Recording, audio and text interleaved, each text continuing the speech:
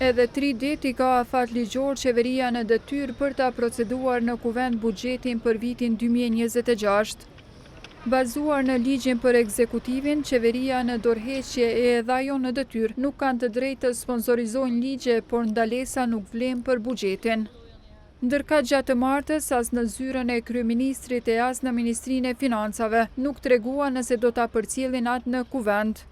Bazuar në procedurë, buxheti duhet të kalojë në disa komisione funksionale të kuvendit, të cilat ende nuk janë formuar. E kryesia do të mblidhet të njëjtën për të diskutuar edhe për komisionet.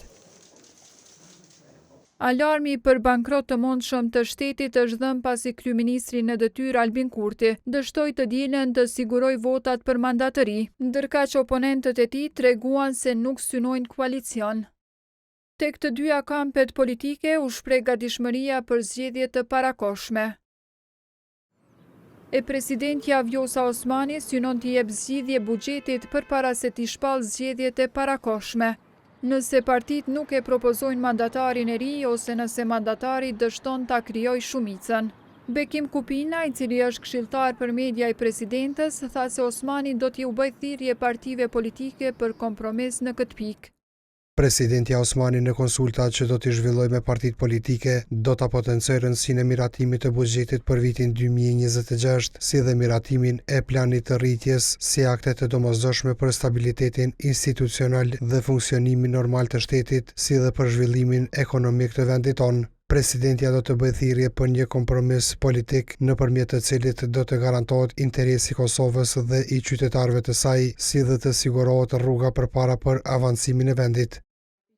Edhe 21 organizata të shoqërisë civile janë drejtuar presidentës Osmani me letër publike, nga e cila kërkuan ndërmjetësim mes partive politike për të shmangur krizën buxhetore.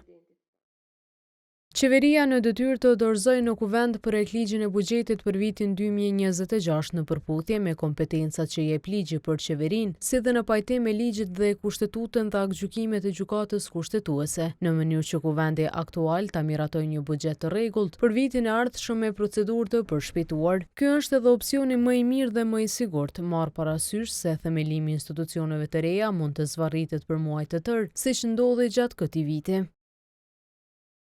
Deputeti i PDK-s Ferhat Shala ka dhënë sinjale se nuk do të mbështetet projekt buxheti në rast se dërgohet nga qeveria në detyrë, e së cilës ja ka kontestuar të drejtën ta procedojë buxhetin.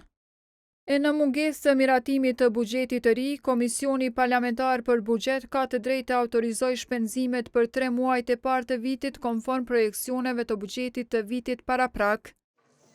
Për themelimin e këtij komisioni dhe të tjerëve, kryesia e kuvendit do të zhvillojë konsultime të njëjtën.